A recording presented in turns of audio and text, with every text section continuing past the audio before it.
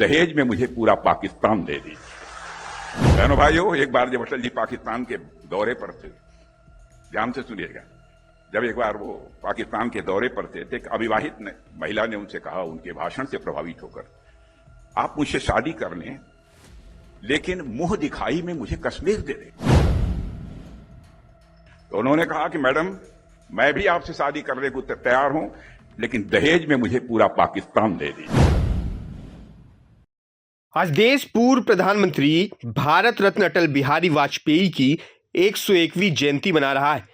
अटल जी सिर्फ एक राजनेता नहीं थे, वो विचार, संवाद और शालीनता की पहचान थे। उनकी लोकप्रियता भारत की सीमाओं तक ही नहीं बल्कि पड़ोसी देश पाकिस्तान तक फैली हुई थी। अटल जी की वाणी में विनम्रता थी, फैसलों में दृढ़ता और व्यक्तित्व में एक ऐसा आकर्षण कि विरोधी भी कायल हो जाते थे। इसी कड़ी में रक्षा मंत्री राजनाथ सिंह ने लखनऊ में अटल जी से जुड़ा एक ऐसा रोचक किस्सा सुनाया जो आज फिर चर्चा का विषय बन गया है।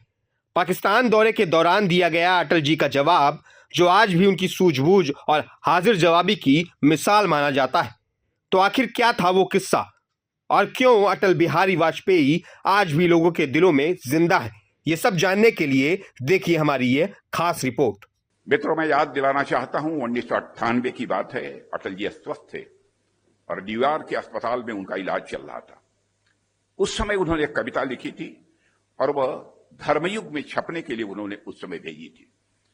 और उन्होंने संपादक को लिखा कि हो सकता है यह पंक्तियां कविता के लायक न हों, लेकिन ये मेरी जिंदगी का दस्तावेज है। भले ही यह पंक्तियां कविता के लायक न हों, लेकिन यह मेरी जिंदगी का दस्तावेज है। और यह कविता अटल जी के विषम से विषम परिस्थितियों में भी कभी हार न मानने वाली भावना का, मैं मानता हूं, सबसे सुंदर चित्रण है। उन्होंने लिखा था, टूटे हुए सपनों की कौन सुने सिसकी, टूटे हुए सपनों की कौन सुने सिसकी, अंतर की चीर व्यथा पलकों पर ठिक ठिक ठिठकी, हार नहीं मानूंगा, रार नहीं ठानूंगा, काल के कपाल पर लिखता गाता हूं, गीत नया गाता हूं। एक बार कुछ लोगों ने उन पर आरोप लगाया कि वह बहुत फर्म नहीं है, अटल जी आप बहुत दृढ़ नहीं हैं। तो उन्होंने इस अंदाज में कहा, क्यों आपने कहा? मैं आपसे कहना चाहता हूं कि आप नहीं जानते, भूल गए क्या, मैं अटल भी हूं लेकिन साथ ही बिहारी भी हूं।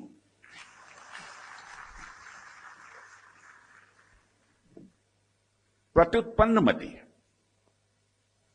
हमारे अटल बिहारी वाजपेयी थे। आपातकाल के दौरान में उनकी पीठ में जब दर्द हुआ, उस समय वह हिरासत में थे। उन्हें इलाज के लिए एम्स अस्पताल ले जाया गया। डॉक्टर ने पूछा कि दर्द कैसे हुआ, क्या आप कहीं झुक गए थे? तो कहा, डॉक्टर साहब, जिंदगी में झुकना तो नहीं जानता, कहीं मुड़ गया होगा।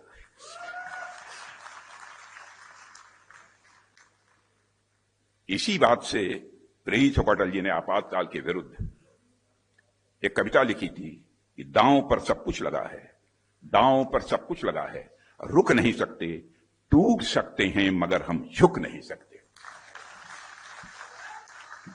एक घटना मैं आप सबके रखना चाहता हूं, 2006 की है।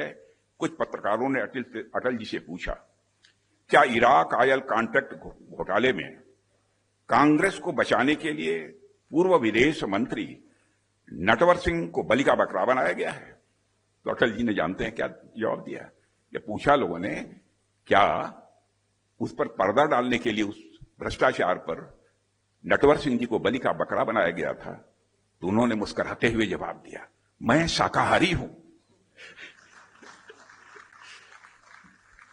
बहनों भाइयों, एक बार जब अटल जी पाकिस्तान के दौरे पर थे, ध्यान से सुनिएगा, जब एक बार वो पाकिस्तान के दौरे पर थे, एक अविवाहित महिला ने उनसे कहा, उनके भाषण से प्रभावित होकर, आप मुझसे शादी कर लें लेकिन मुंह दिखाई में मुझे कश्मीर दे दें।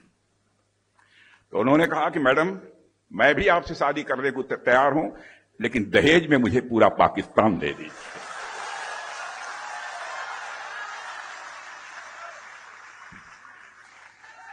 गजब का सेंस ऑफ ह्यूमर था, गजब का सेंस ऑफ ह्यूमर था अटल बिहारी वाजपेयी में। एक बार जब कांग्रेस के नेता श्री वाई.बी. चौहान कुछ समय के लिए जनता पार्टी में शामिल हुए और फिर दोबारा जब कांग्रेस में चले गए तो एक रैली के दौरान अटल जी ने कटाक्ष करते हुए कहा कि हमने चव्हाण साहब से पूछा कि आपने क्या किया, तो उन्होंने उत्तर दिया कि अब हम घर वापस आ गए हैं, तो कोई उनसे पूछे तो क्या अब तक वो ससुराल में थे। अटल जी के भाषणों की सबसे अच्छी बात यह थी कि जब वो विरोधियों पर भी हमला करते थे, मेरे बहनों भाइयों, कभी भी मर्यादा का अतिक्रमण नहीं किया। सबसे बड़ी विशेषता वो थी। एक बार हिमाचल के प्रदेश के मुख्यमंत्री वीरभद्र सिंह जी का नाम आपने सुना होगा।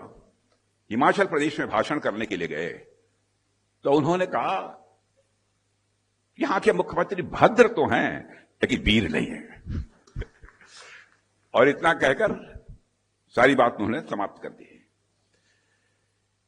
एक महिला ने कहा उनसे कि महिला ने क्या, उनके साथ महिलाएं भी थी, पुरुष थे, तो नवाज शरीफ उसमें से बोल गए थे कि अटल जी आप तो इतने पॉपुलर हैं कि अब तो पाकिस्तान में भी आप चुनाव जीत सकते हैं। आप ये कल्पना करिए, भारत में ही नहीं, भारत के पड़ोसी देश पाकिस्तान में भी उनके प्रति लोगों का इतना सम्मान था, इतनी लोकप्रियता उनकी थी। साथियों, 1994 की बात है कि भारतीय जनता पार्टी में बहुत लोग शामिल हुए थे और पार्टी की सदस्यता बढ़ रही थी। तो इस बात को भी अटल जी ने अपनी काव्य शैली में बड़े अनूठे ढंग से बयान किया था। एक सभा में उन्होंने कहा था, ज्यों बड़री अखिया लखी, ज्यों बड़री अखिया लखी, आंखिन को सुख होत, यानी जैसे सुंदर बड़ी आंखों को देखकर आंखों को सुख और आनंद मिलता है, वैसे ही अपने वंश या परिवार को बढ़ता हुआ देखकर मन को अपार खुशी होती है। और जिस समय यह बात उन्होंने कही थी, मेरे बहनों भाइयों, मैं स्वयं उनके साथ था, और हम सब के लिए गर्व का विषय है और यह प्रसन्नता का विषय है कि आज हमारी भाजपा के पहले राष्ट्रीय अध्यक्ष आदरणीय अटल बिहारी वाजपेयी थे। उनके आज हमारी भाजपा वो विश्व की सबसे बड़ी राजनीतिक पार्टी बन गई है। अटल जी ने लिखा है, चीर निशा का वक्ष, चीर निशा का वक्ष पुनः चमकेगा दिनकर, चीर निशा का वक्ष पुनः चमकेगा दिनकर। वे स्वयं भी सूर्य की तरह भारत की राजनीति के क्षितिज पर चमकते रहे और हमेशा वो चमकते रहेंगे, ऐसा मेरा पूरा विश्वास है। प्रभातखबर.com, विश्वास वही, रफ्तार नहीं।